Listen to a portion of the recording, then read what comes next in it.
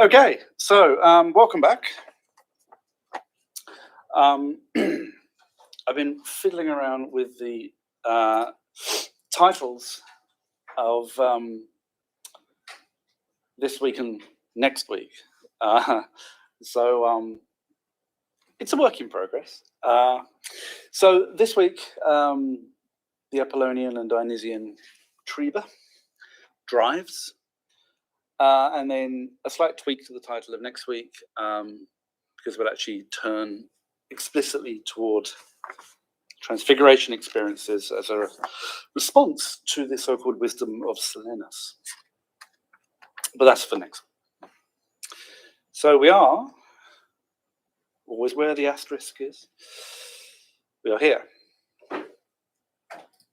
All right. So we're now at the halfway point. And you valiant people have managed to struggle on. Well done. So far, we've sketched out the Schopenhauerian ground of Nietzsche's efforts in The Birth of Tragedy and foregrounded the nature of the will on one hand and individuation on the other as key elements needed to understand Nietzsche's complex proximity to Schopenhauer's thought. All right, as well as Nietzsche's distance from it. Now, last week we closed with reference to the notion of shine in The Birth of Tragedy, and now I'll pick this theme up again as our way into the material for this week. So let's return to a moment from the first section of The Birth of Tragedy that we touched on last week and present it in a fuller context. By the way, we only really have got to section 1 of The Birth of Tragedy, so this is a complicated text. So let's read this. This will contextualize something that we looked at last week, but we'll use it as our jumping off point. So philosophical natures, Nietzsche says, have a presentiment, a Vorgefühl, a forefeeling, that hidden beneath the reality in which we live and have our being, there also lies a second, quite different reality. In other words, this reality, i.e. that in which we live and have our being, is a semblance or shine. Indeed, Schopenhauer actually states that the mark of a person's capacity for philosophy is the gift of feeling occasionally as if people and all things were mere phantoms or dream images. A person with artistic sensibilities relates to the reality of dream in the same way as a philosopher relates to the reality of existence. He attends to it closely and with pleasure, using these images to interpret life and practicing for life with the help of these events. Not that it is only the pleasant and friendly images which give him this feeling of complete intelligibility, he also sees passing before him things which are grave, gloomy, sad, dark, sudden blocks, teasings of chance, anxious expectations, in short, the entire divine comedy of life, including the inferno. But not like some mere shadow play, for he too lives in these scenes and shares in the suffering, and yet never without that fleeting sense of its character as semblance. Okay. Well, so this passage indicates a few things to begin with. Firstly, I'm not sure how well the colour comes through, but have a look at the purple. Philosophy, as Nietzsche conceives it here, is deeply related to artistic sensibility. A certain kind of intuition or feeling is clearly crucial. Secondly, while the reality in which we live and have our being, as he says, is in some manner semblance or shine, this does not mean that it is a mere shadow play. We really do live the lives we live, for Nietzsche, And our lives are of real, embodied, actually individuated beings in an actually individuated world of things. Third, the artistic sensibility of the artist and the philosophical intuition of the thinker allows both of these figures to use their experience of existence in order to all the better practice for life, as Nietzsche calls it. That is, to gain a deeper understanding of the nature of existence in order to respond to the problem of it in a more comprehensive, penetrating, nuanced, and perhaps more affirmative manner. It's this third aspect, the philosophical apprehension of existence as a means for better meeting the challenge of being alive, that is particularly important for the achievement of Greek tragic theatre. But of course, all three aspects are simultaneously involved. In any case, it is the element of shine, coming off of last week, that is our guiding thread, and it's to this which I now return.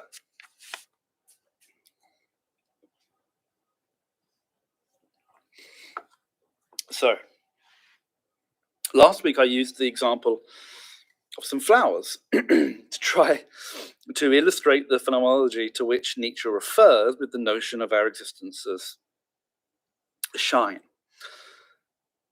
or semblance. Let me say a little more about this phenomenology before we pass to an examination of the Apollonian and Dionysian elements in BT, or at least the beginning of an examination of the Apollonian and Dionysian.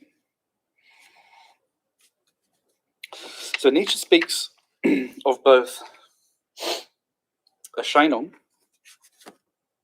or appearance, and shine, or semblance, or illusion. All people and all things are appearances, Erscheinungen. Whatever is experienced as shine is always also an Erscheinung, or appearance, therefore. But when appearances are experienced as Scheine, or semblances, the mode of apprehension, the phenomenology of that experience is very different. So typically, Erscheinungen do not shine in the manner of shine. This is why Nietzsche claims that it's only those of a philosophical or artistic nature who can experience items in the world or life overall under the manner of shine. Most of the time, the usual practical, prosaic necessities of life mean that even the most artistic or philosophical of us experience the fabric of the world as merely crude reality, or as Nietzsche calls it, plumpe Wirklichkeit. When it does occur, however, and it is a capacity that many of us can cultivate, if we so wish, we might think of the philosophic or artistic mode of apprehension as a certain kind of maieutic sensibility, a kind of midwifery. In this case, it would be one that delivers to the percipient a true insight into reality's depth. What then is this experience of shine, and what does it show us? Well, this is a question of a surface that, in revealing itself as a surface, indicates the depth, in fact, the abyss over which that surface shimmers.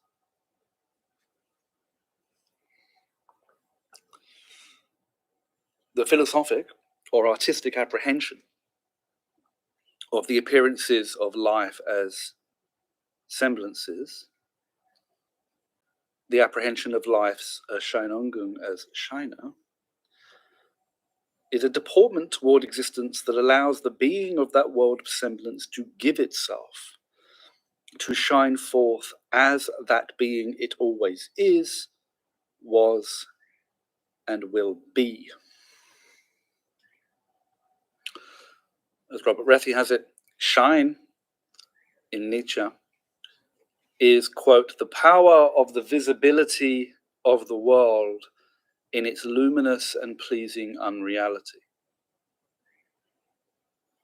It is that fragile luminescence possessed by every thing, including we ourselves, a luminescence that continually and unavoidably brings with itself a reference to the hidden abyssal depth and fullness over which it trembles, from which it has come and has its being, and back to which it must inevitably return. It is this abyss of plenitude, the fullest possible reality, that exists underneath the transient realities of the world in which we, quote, live and have our being, that Nietzsche calls the will, or the Eine, the primordial unity. The apprehension of any thing, therefore, a flower, an ocean, a landscape, one's child, one's partner, according to its reality as shine, is to grasp that item as real, but possessing a reality that draws from, depends on, constantly refers to, and is less than the reality of the eternal primal all that exists invisible beneath everything. It is to understand that that which is visible and delimited in existence is but the luminous, explicable, relatively stable, relatively coherent aspect of a totality whose other primal aspect is precisely the invisible and non-representable underside to that bright, shining, comprehensible surface. Now, after the birth of tragedy, Nietzsche will strip the metaphysical dualism from this view of shine. The talk, for example, of a fully real reality beneath the everyday world and so on. As his project clarifies for him, shine will become, for Nietzsche, the visible topography of a purely immanent world. And the will to power will describe that world as it is seen, quote, from inside. Section 36 of Beyond Good and Evil. Yet already in the birth of tragedy, we find that which will be matured and refined in Nietzsche's later work. We find the honesty of the visibility of the world as shine. The visible world as a beautiful, honest deceptiveness that is open about its deception and which offers itself to us in its inescapable vulnerability. That is, despite the risk it takes thereby of being rejected and even slandered by those who are ignorant enough to demand from it an absence of deception, to demand instead mere facts from a world that is and can only be shine. Such an attitude belongs to a very different kind of maieutic. Here we would think, for example, of the Socratic type, certainly in terms of the birth of tragedy. So already in the birth of tragedy, shine is the world as that which is and is not itself, precisely as it gives itself, and which silently admits that ambiguity in its showing.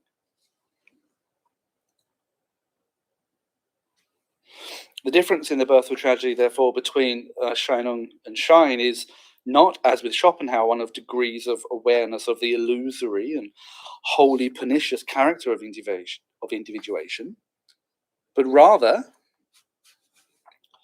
a mode of apprehension of the visible world in which individuation, which is a real creation of the Eine, is, to quote Rethi again. That reality that contains within itself its own negation, its own unreality, hovering on the edge of the abyss of non-being without falling in, end quote. In its honesty about the unreality that inescapably attends it, then, shine is always the delicate self-showing which is, quote, maintained by its own self-limitation, end quote.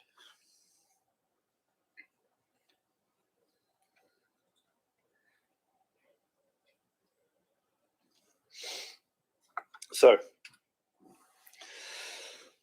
to properly grasp the nature of shine, therefore, we must first and foremost renovate or revise our conception of what real means for Nietzsche.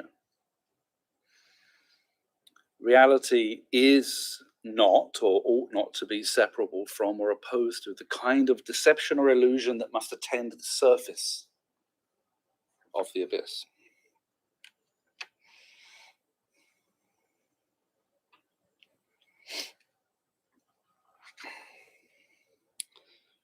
Finally, what must we say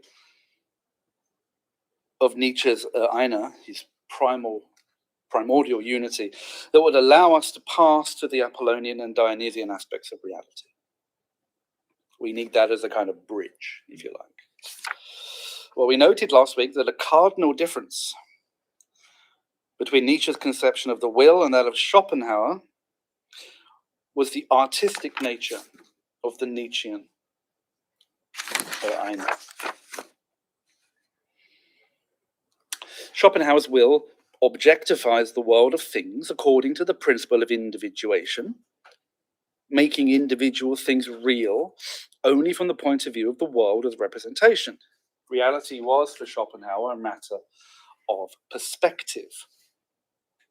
Nietzsche's will, however, really does create, not merely constitute, the world of individual items. For him, reality is a matter of condition, if you like, and not perspective.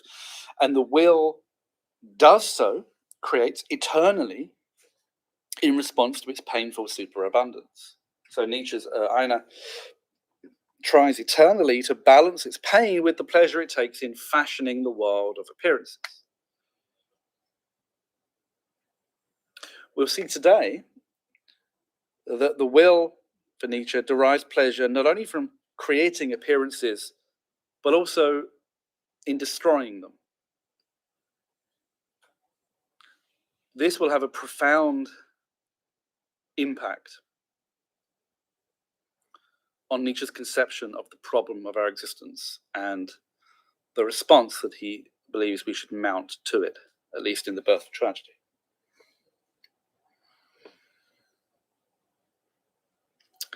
Now, the artistic nature of the will in The Birth of Tragedy can begin to be unpacked and clarified. So Nietzsche uses the labels Apollonian and Dionysian at two levels of application. The first and deepest of this application applies to the will.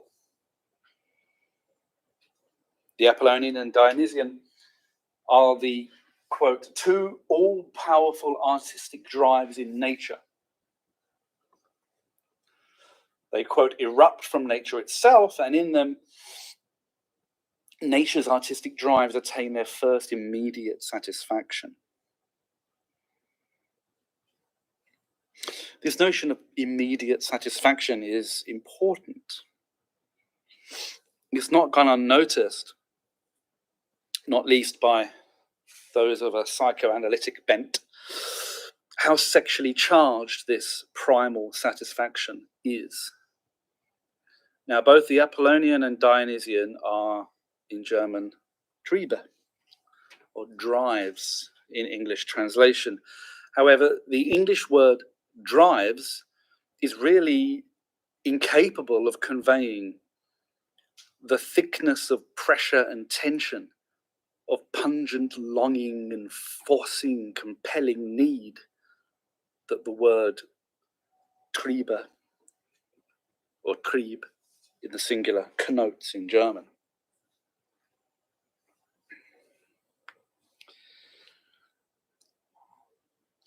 Regardless, these drives have eine inbrünstige Sehnsucht zum Schein, directly a fervent longing in them for semblance. And he continues, their redemption and release in semblance. Okay. But again, the word fervent doesn't really capture what's going on. To be brünstig is to be sexually in heat, to burn and be rampant. And the Sucht of Sehnsucht denotes an anxious state of craving that speaks to addiction or even sickness. So it is that the birth of tragedy's primordial unity, its eine, is a will whose unimaginable concentration of seething tension constantly discharges itself in the world of semblances or Scheine. So it is therefore that the world for the will is a joyous and ecstatic vision of its own creation.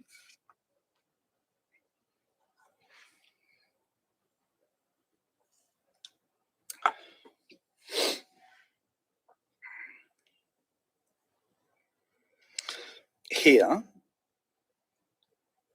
the Dionysian aspect, speaking, of course, of the will in itself, the primordial unity, the Dionysian aspect is the seething totality that craves release, the unform that is prior to all form.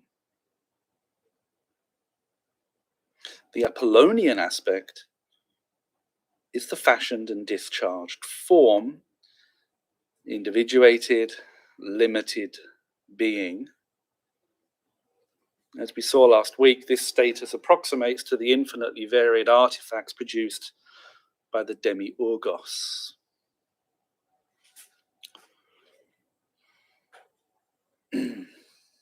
Now, overall and importantly, this eine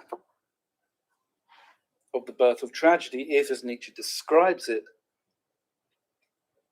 an unscrupulous and amoral artist god.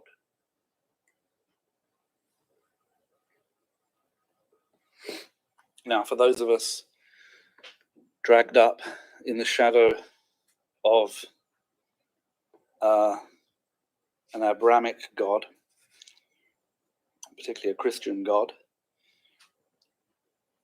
this is certainly an unfamiliar idea.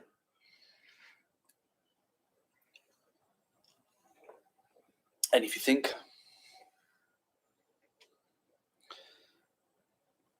about it, you may even find it a particularly terrifying idea.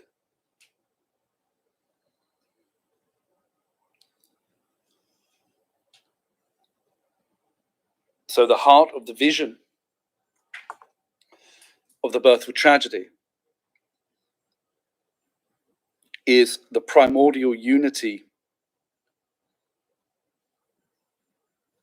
as likened to an unscrupulous and amoral artist god. A primordial unity, a primal ground that suffers and exults eternally and takes, in that exaltation, takes as much delight in destroying its endlessly created semblances, that includes us, as it does in creating them.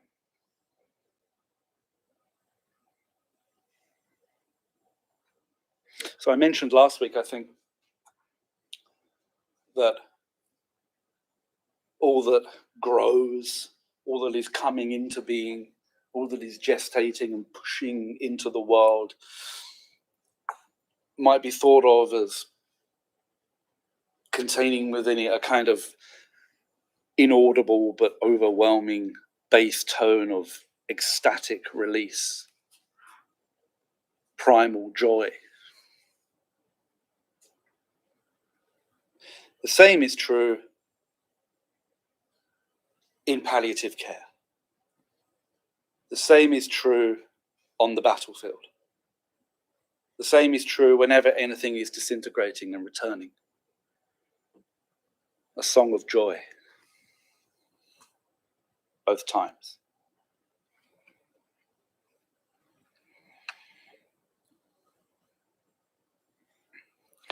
Therefore, in order to understand fully the conceptions of both the Eine and the singular achievement of tragic theatre in the birth of tragedy, we need a deeper understanding of the Apollonian and Dionysian drives. Probably the two most well-known, if not always most well-understood elements of Nietzsche's first book.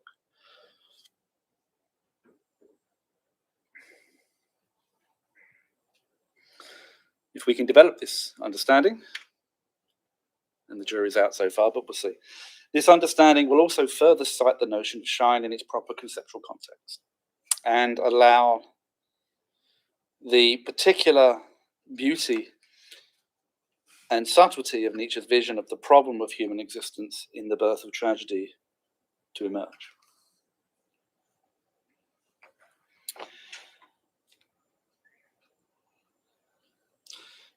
Last week we took a 5-minute break. What do we want to do? You can keep going if you like. All right. Well, we'll see. We may or may not end slightly earlier, but that's all right, I suppose. Okay, so having set up, he says, with misplaced confidence, having set up this point with a consideration of the notion of shine and the notion of the Eine in Nietzsche in general terms, we can now turn to these drives or Triebe, the Apollonian and Dionysian.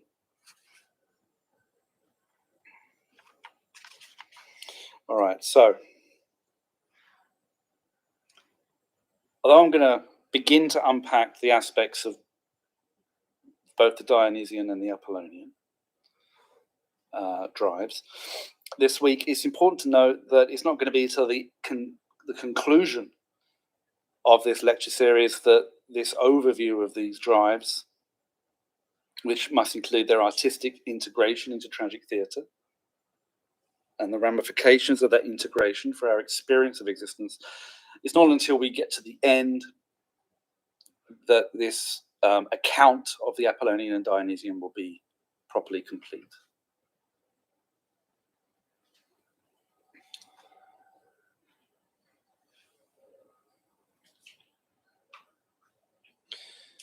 More specifically, this week we will consider the Apollonian and Dionysian primarily as drives.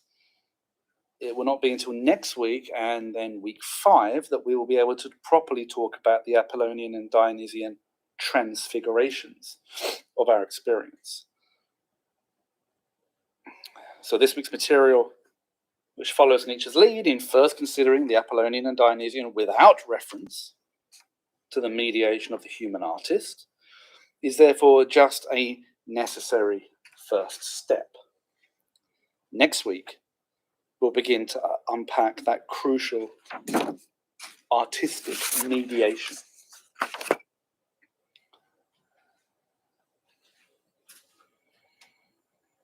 So,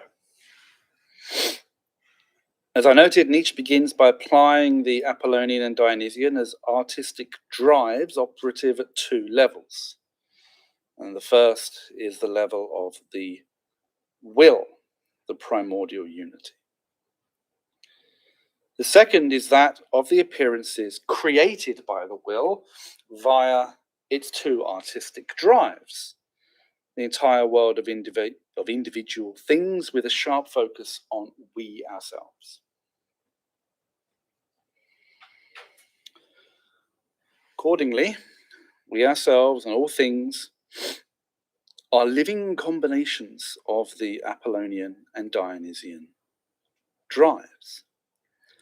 And as we are of them, we are naturally and inescapably inclined to the experiences that the Apollonian and Dionysian drives bring us.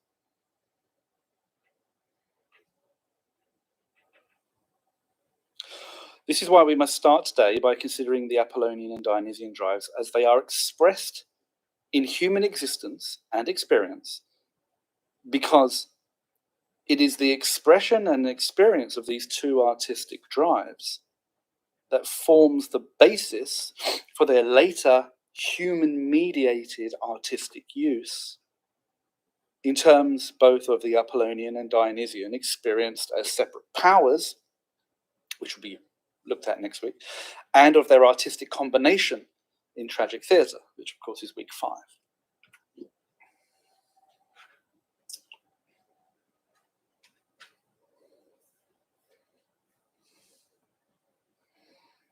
So for now, prior to all of that, we're considering what Nietzsche believes is our native, pre-artistically mediated experience of these two drives.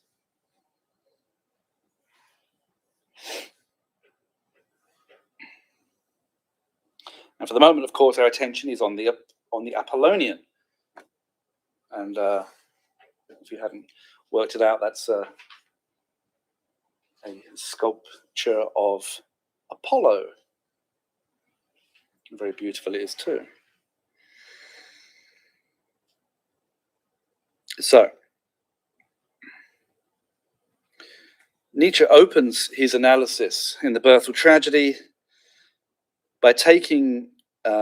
by referring to our experience of what he calls, importantly, what he calls the art world of dream. And he takes this as characteristic of this pre-artistic Apollonian condition in us. Now, to understand why Nietzsche begins with dreams, with, if you like, psychic images, dreams, fantasies, etc., we have to note some of the characteristics of the Greek god Apollo, characteristics that Nietzsche exploits as he sets out to establish the metaphysics of the Birth of Tragedy. Now, I stress a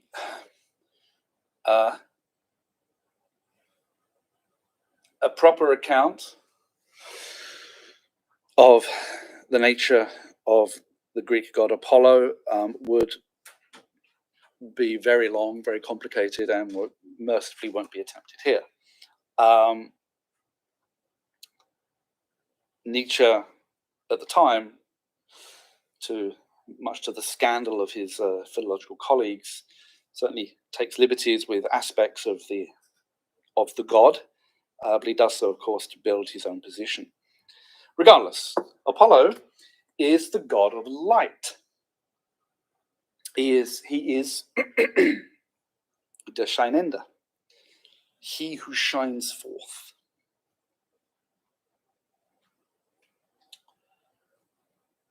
He is also the god, as Nietzsche says, of all image-making energies.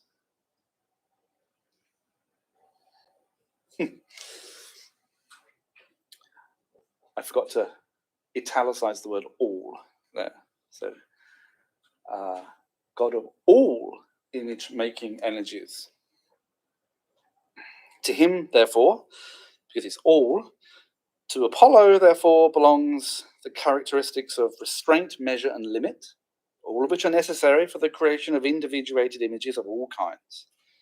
And in fact, in the first section of The Birth of Tragedy, Nietzsche draws a direct parallel between Apollo and the Schopenhauerian principle of individuation, of which we're, of course, already familiar. Now, because he is the god of all image-making energies, this means that Nietzsche's Apollo has a province that extends not only over the whole external visible world of our experience, the entire world of Erscheinungen, or appearances, but also both the human plastic arts, such as sculpture and architecture, and this is where Nietzsche begins, the internal landscape of our dreams and imaginings.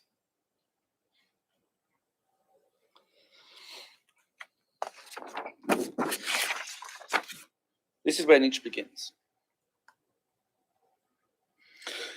Now, of course, his overriding and fundamental concern is with the human-mediated creation of tragic theatre, as we find it in Aeschylus and Sophocles. We'll get to that. But he begins with the internal landscape, the so-called art world of dream, our internal psychic art world. He begins with this, however, because he says, quote, dream is the precondition of all the arts of image making.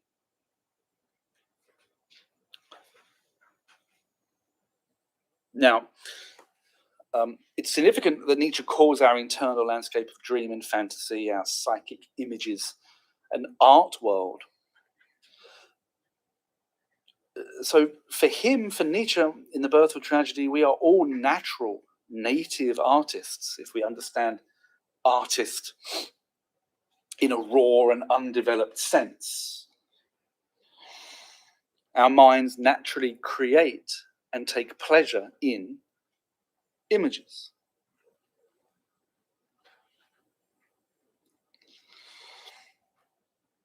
It's in this universal human capacity for and experience of dreaming, and most generally the fashioning of psychic images, that, quote, every human being is fully an artist, end quote. And it's therefore in our innate, spontaneous capacity to create dream images, psychic images, that the Apollonian artistic drive expresses itself in each of us.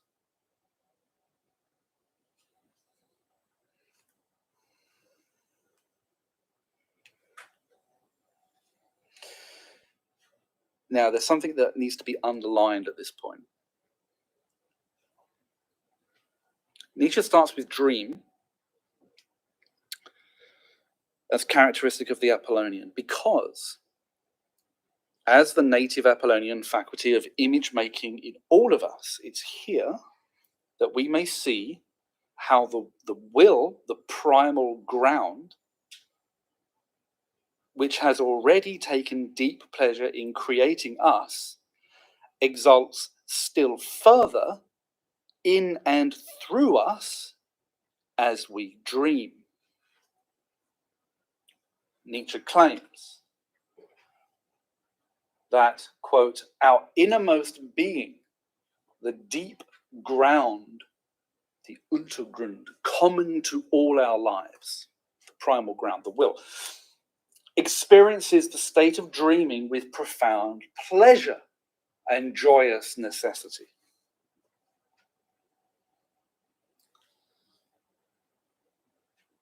What does this mean?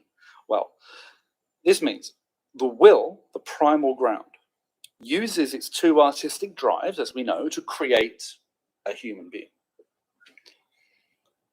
And it reaps tremendous pleasure in doing so. We know this. That individual, whether you or me or anyone else, bears the stamp of those two artistic drives within himself. The Apollonian and Dionysian drives continue to work in and affect every human being.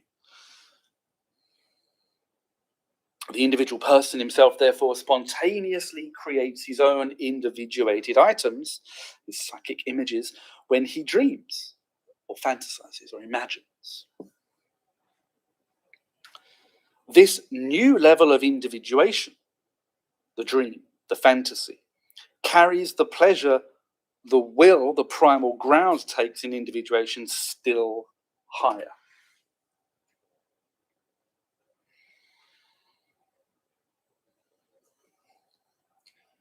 There is, if you like, a kind of meta level of pleasure that is taken by the primal ground in and through us as its individuations create their own individuations.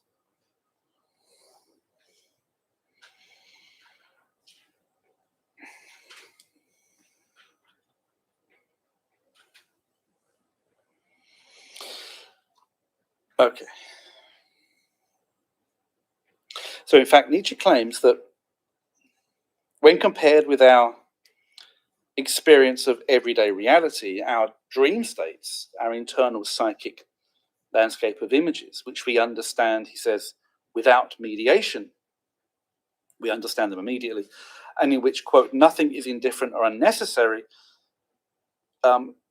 In these images, we encounter a higher truth and a perfection that the only partly intelligible reality of the daylight world cannot possess. Okay.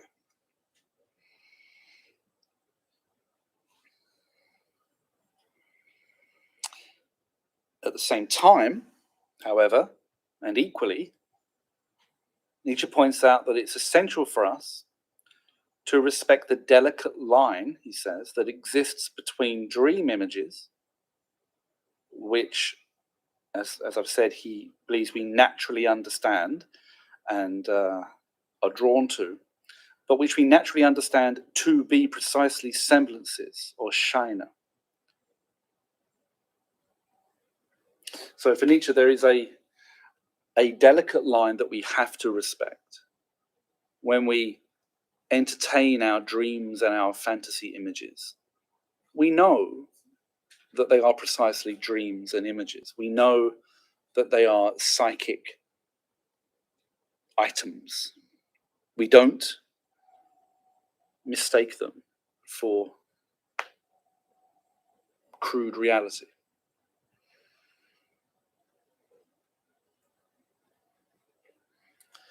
Now, this is important, of course, and it's a very obvious point. That is, it's important for us to know that our dream images are precisely dreams and not reality, because if we forget this distinction and take our dreams and fantasies for concrete reality, then we are mad.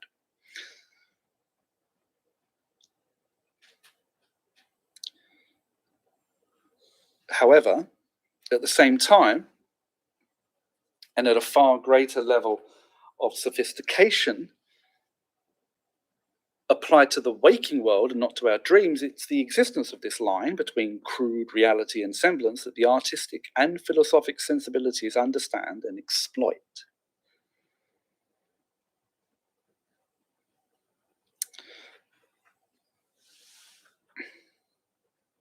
So just as we recognize that in dreams, the images we see are semblances, so transposed to waking reality, the artist and philosopher do the same thing.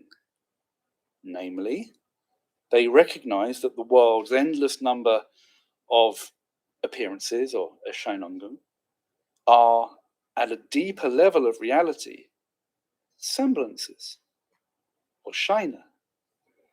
That is, that they are surfaces that tremble above a hidden abyss, a total, measureless, invisible reality.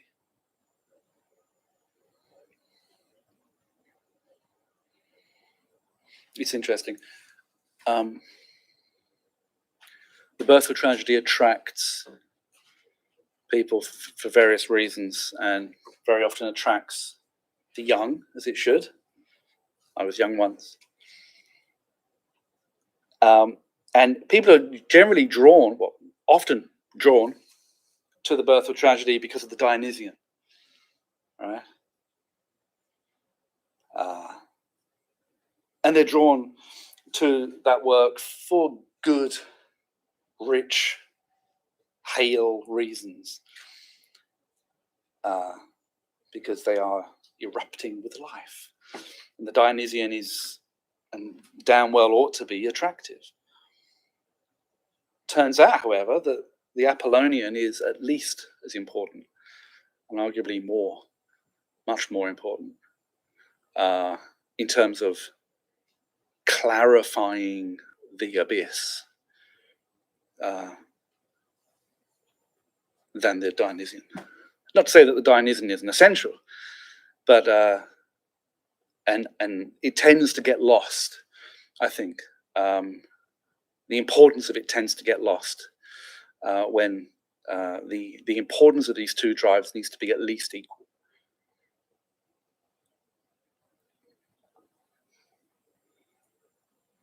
As we'll see next week, and in week 5,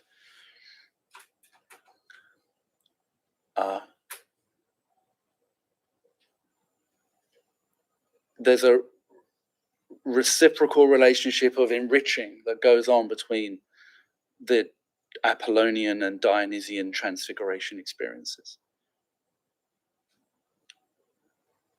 The Apollonian without the Dionysian is beautiful but shallow, and the Dionysian without Apollonian clarity is blind intoxication without intelligibility. And it'll be part of the, as he says, the metaphysical miracle of Greek tragic theatre, that those two dimensions are harnessed in Greek tragic theatre. Anyway, discursus. Anyway, ultimately, we will see that this sensibility, that is, the deep, transfiguring awareness that beneath the surface of life's appearances, and particularly beneath our own lives, there lies an abyss of indestructible life to which we are inseparably connected. This sensibility lies at the heart of the metaphysical consolation brought and wrought by tragic theatre.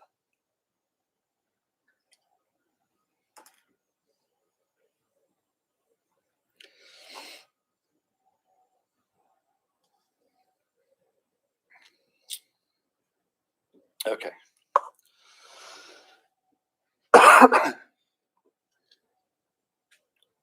What then have we understood about the Apollonian dimension of experience so far? All right. So we know that for Nietzsche, the primal ground suffers, yet continually responds to its suffering by creating the world of individual things. You remember one of the principal items that separates Nietzsche's will, Nietzsche's Eine, from the Schopenhauerian, is that Nietzsche's Eine is fundamentally contradictory, torn by pleasure and pain. The primal ground creates continually by coupling, and we should certainly hear the sexual element in that word, coupling the form-giving power of the Apollonian artistic drive to the seething pressure of the force of Dionysian unform. The primordial ground, the Eine in Nietzsche, is artistic by nature.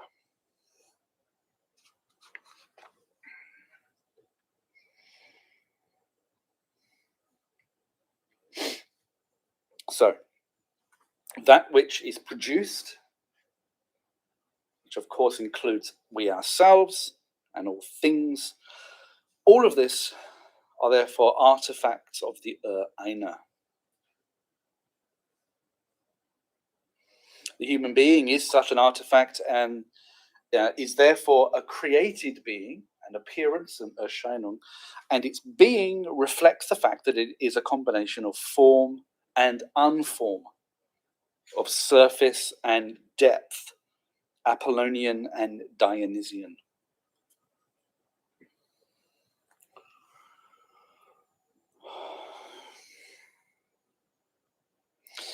This being of the human therefore has two aspects.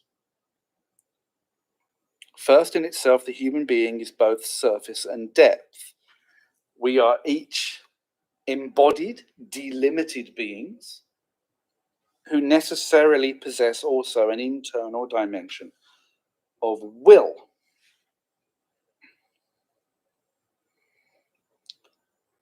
Second,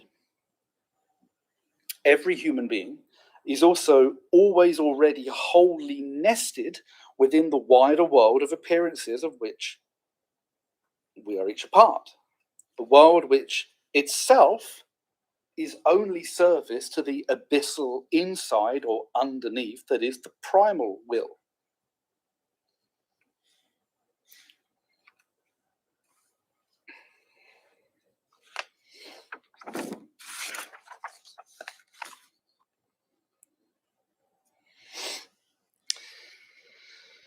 We know too that the primal will,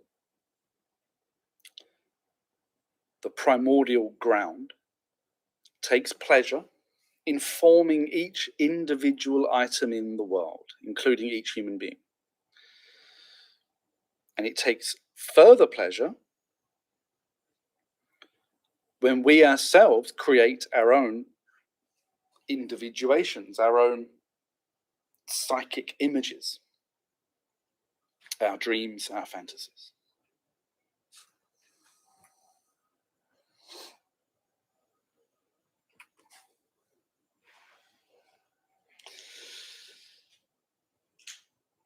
Okay.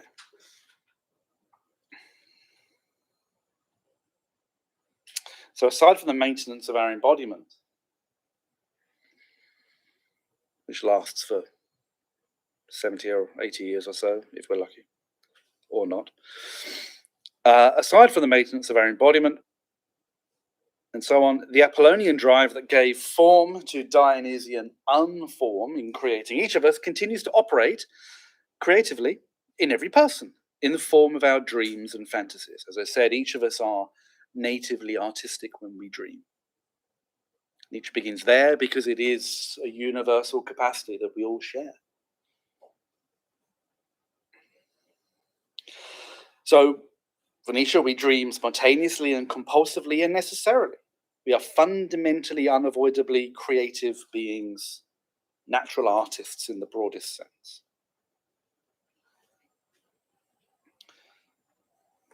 So when the will takes pleasure in our dreams, it does so as, if you like, a kind of meta level of pleasure, because dreams would be a meta level of individuation, if you like. An individuation by the individuated.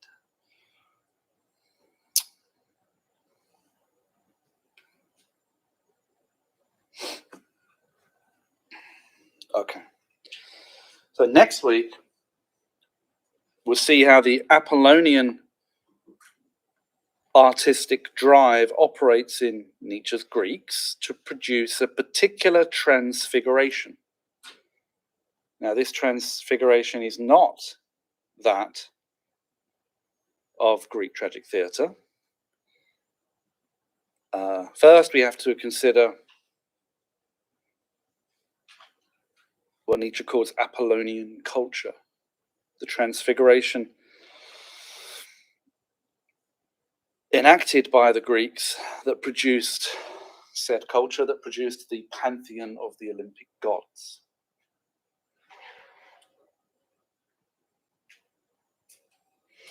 So Nietzsche thinks that this Apollonian culture was created by the Greeks in response to their awareness of the problem of existence. So those of you who have read a little of the Birth of Tragedy, or even all of it, this, as we will see next week, is the transfiguring mirror that the Greeks hold up to themselves in order to continue existing at all.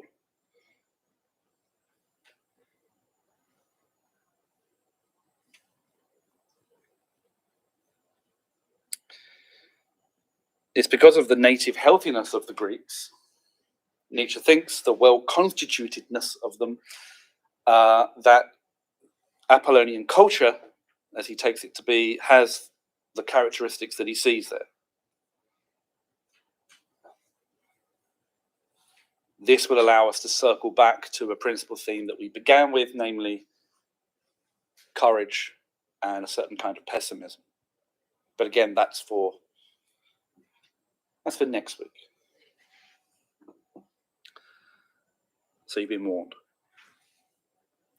In any case, this culture, Nietzsche says, Apollonian culture, will be disrupted by a different transfiguration experience, namely that of the Dionysian. One of the other things that we'll see next week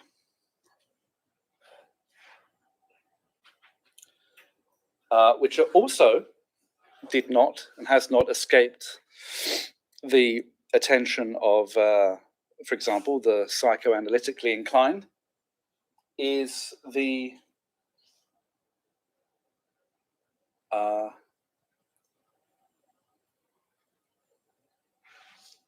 repressedness, if you like, the suppressedness of Apollonian culture.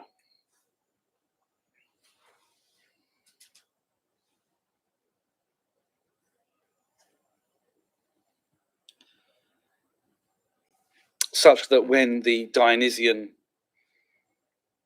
masses, as Nietzsche envisages them, disrupt that culture from within,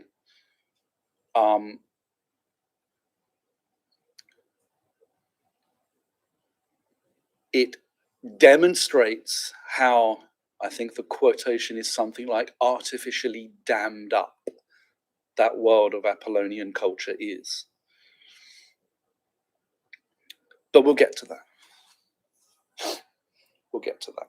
People often think of Nietzsche as a kind of asexual figure.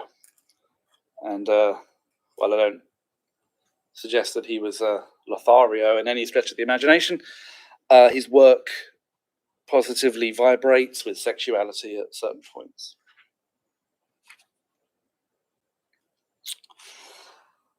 Anyway, to the Dionysian, in order to bring today to a close.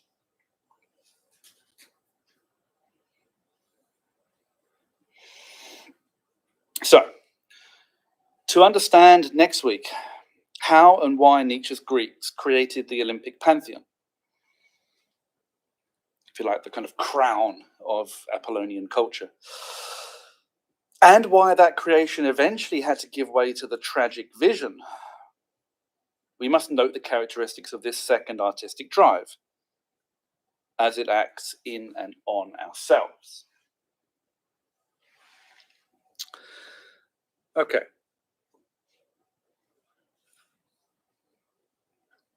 So whereas Nietzsche appealed to dreams to indicate the raw wellspring of Apollonian creativity in the human,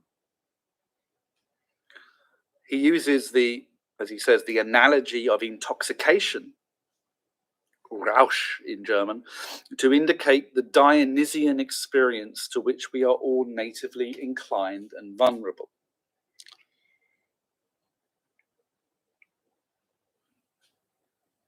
So here the logic, if you like, although logic is probably completely the wrong word to use, but here the logic is, so to speak, the same.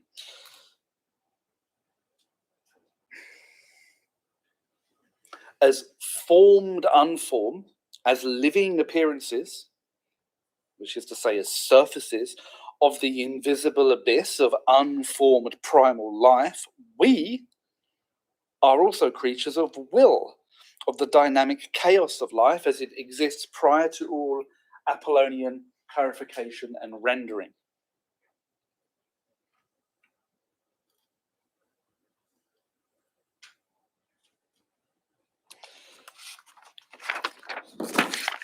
What does this mean?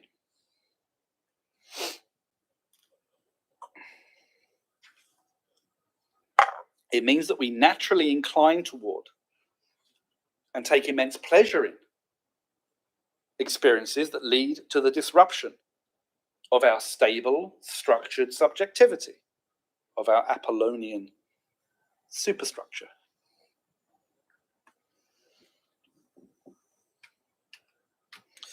Just as then, due to the Apollonian drive in us, dream images, psychic images, spontaneously arose from our, quote, innermost being, or Untergrund, so we each experience a, quote, blissful ecstasy, which also arises from the innermost ground of ourselves, indeed of nature itself, when, such as due to alcohol or other drugs, we disrupt and degrade the principium individuationis, or the Apollonian element that otherwise retains us stable and oriented within the world of delimited, measured, ordered forms, including our own subjectivity.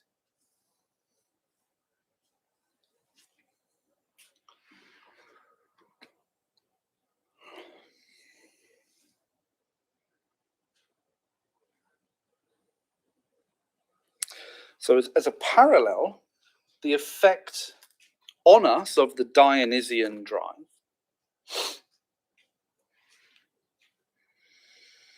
is consistent with the effect on us of the Apollonian. That is, the Apollonian, as the form-giving drive, produced images or forms.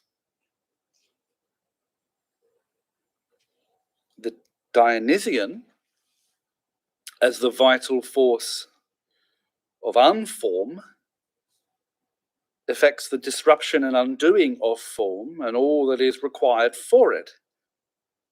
That is stability, order, clarity, representation.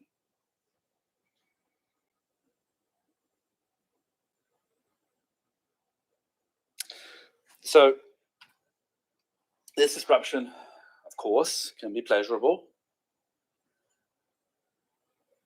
but it can also be deeply frightening.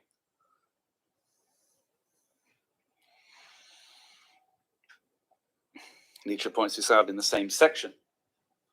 We're still largely in section 1 of The Birth of Tragedy.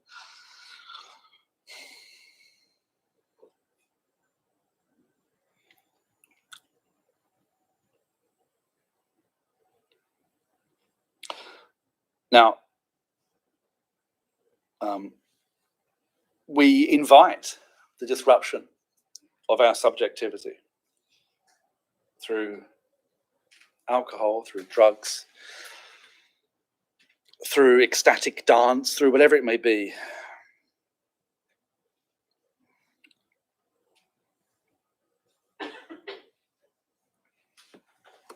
But when we don't invite such destabilization,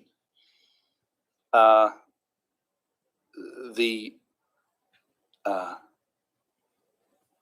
event of such destabilization of our experience can be terrifying. We rely continuously on the stability of the forms of the everyday world, including of our own psychic structure. To speak like Schopenhauer, as Nietzsche allows himself to do occasionally, or more than occasionally, we depend on the principium individuationis for the navigation of the world in general and the ability not to feel oneself to be completely at sea and insane. And in fact, in that first section of The Birth of Tragedy, Nietzsche directly quotes from The World as Will and Representation about the section that talks about we rely upon the principle of individuation, the principium individuationis, as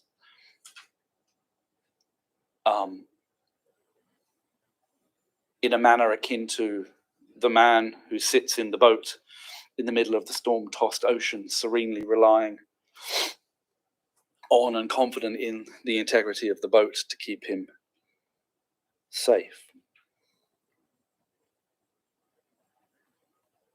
So the terror of visual hallucinations and so on, not just visual, but stick with visual, associated with serious mental illnesses such as schizophrenia, are obviously an example of such a disturbance.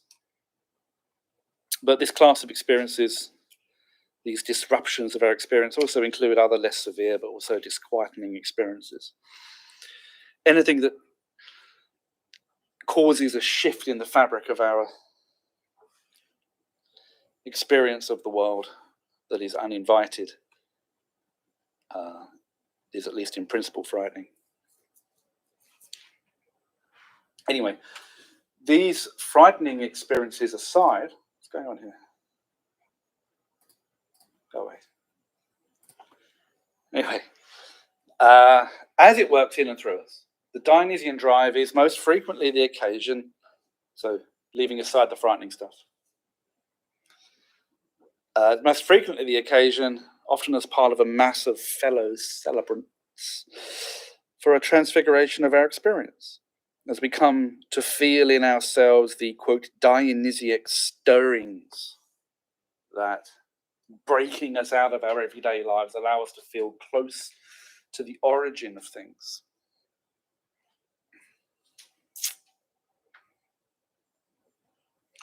As Nietzsche says, as these disrupting feelings grow in intensity, they cause subjectivity to vanish to the point of complete self-forgetting.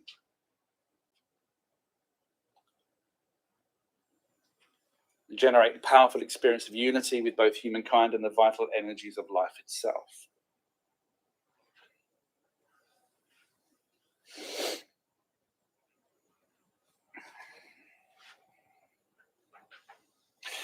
It's often erroneously assumed that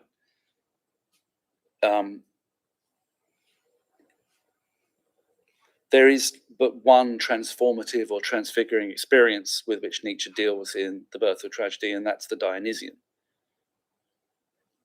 This material, these quotations quite clearly refer to a kind of demolition of our everyday awareness of ourselves and so forth.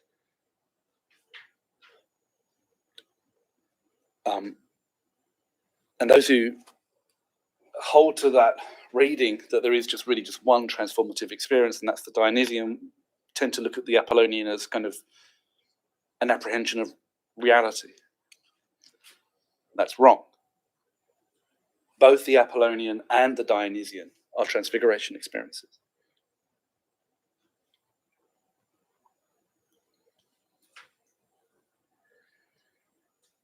They have a different character, but they are both transfigurations. Anyway,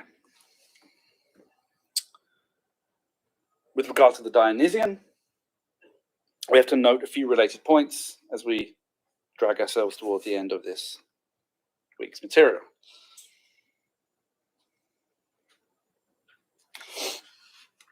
So first, like the Apollonian so-called lovely semblance, schöne Scheine, of dream, the very different Dionysian experience of dissolved subjectivity through intoxication is an illusion. They are both illusions. They are both transfigured experiences, or experiences of transfigured apprehension of existence.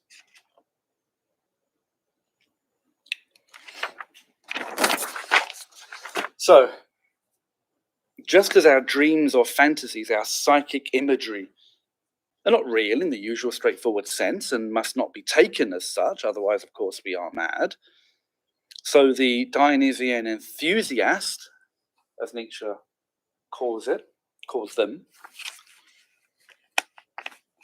who operate under, as he says, the magic of the Dionysian, does not in fact dissolve into one mass with his fellow enthusiasts, nor does he in fact merge with the primal ground of all being. Of course, that does not actually happen, because if it were actually to happen, one would die.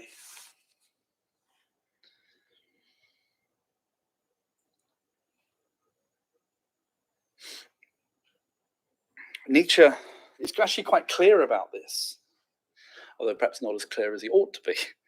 The Dionysian is, he says, an enchantment. It's like a magic spell. We will see next week, in fact, how the return to sobriety, to everyday non-enchantment, to this, unless I've succeeded wildly beyond my own expectations, and you're all terribly enchanted, but let's not get ahead of ourselves. The return to sobriety, to everyday non-enchantment after the Dionysian rapture can be such a shock, can be so negative that it can actually drive us to despair. And we'll see next week how Nietzsche actually uses a bit of Hamlet to make that point. And why not? Secondly, the effect of Dionysian enchantment is to open up its human celebrants to the abyss of indestructible life. That abyss that exists beneath the Erscheinungen, the appearances of all individuated life. Nietzsche speaks of the glow of enriched and vital life that the Dionysian celebrants possess.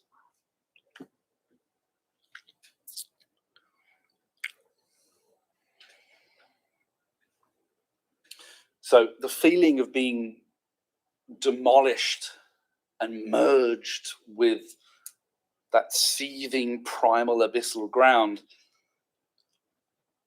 is, the feelings are real, but one is not actually demolished, right? It's a spell.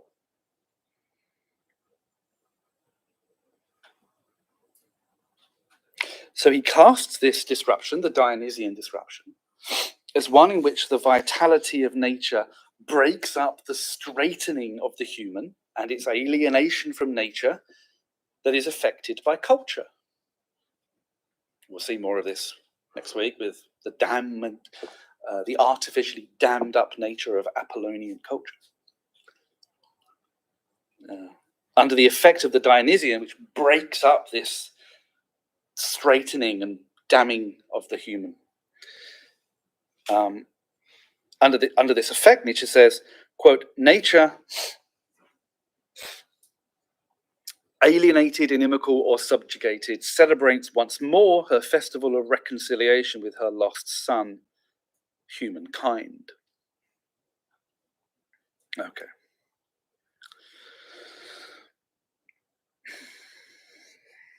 Third, the effect of Dionysian enchantment is not only to dissolve one's individual subjectivity, to disrupt it, dislocate it, but simultaneously to connect the celebrant. I mean, I use that word on purpose with its religious connotations. To connect the celebrant, the intoxicated individual, with an experience of being, in fact, a channel or mouthpiece for divinity. It's all there in the first section of Birth of Tragedy. Under the magic of the Dionysian enchantment, one feels overtaken by a god, by a stupendous, ultimate supremacy and perfection, by that which infinitely and astonishingly exceeds one, but which also, remarkably and intoxicatingly, pours itself through and announces itself by way of one's own being.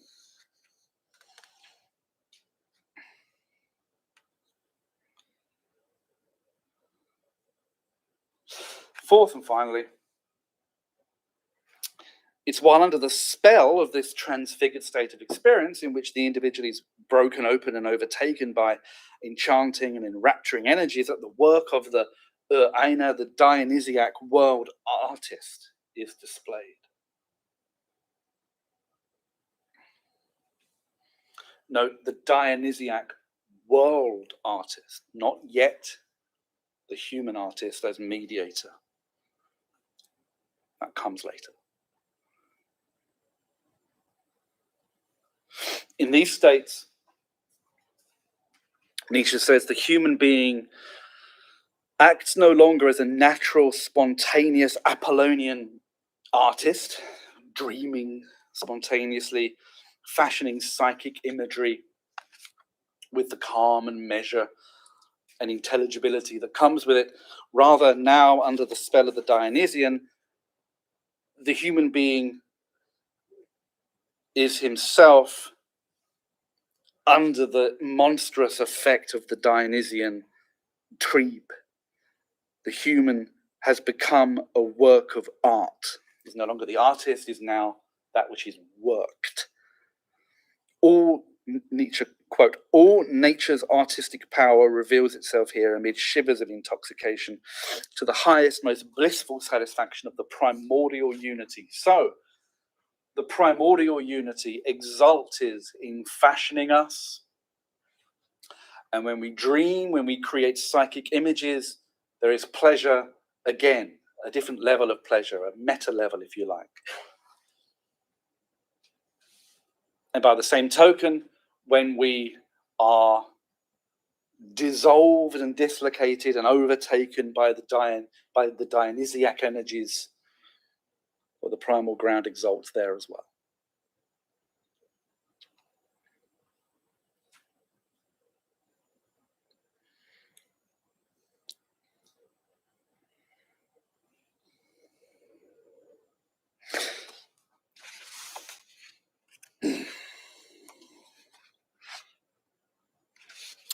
So, just as the Aina, the primordial unity, delighted in the human being's creation of its own individuated images, I'm getting ahead of myself, in dream or fantasy, in the formation of form, for the Apollonian, so the primal ground delights also in the overtaking of the human being, of the human form, with the enchantment of Dionysian intoxication, of the undoing, or at least the disruption of form by unform.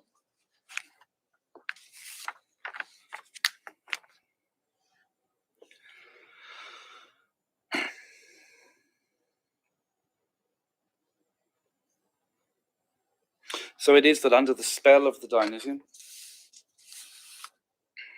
the human being, broken open, enraptured, enthused, feels himself blissfully close to the potent unform, the boundless, measureless force and fecundity of the primal ground of all that is. The Aina exults in this experience of the loss of limit and measure, just as it exults in that of dream, which is a feast of measure and limitation.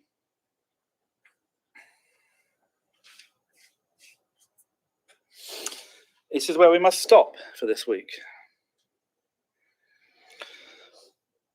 So far, we've tried to map out the Apollonian and Dionysian artistic drives in order that next week and in week 5, and our final week, we can explore how these artistic drives are harnessed and employed by the human artist,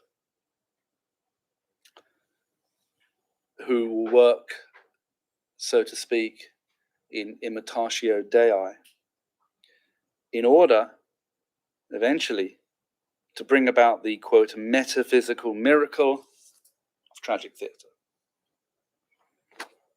Thank you.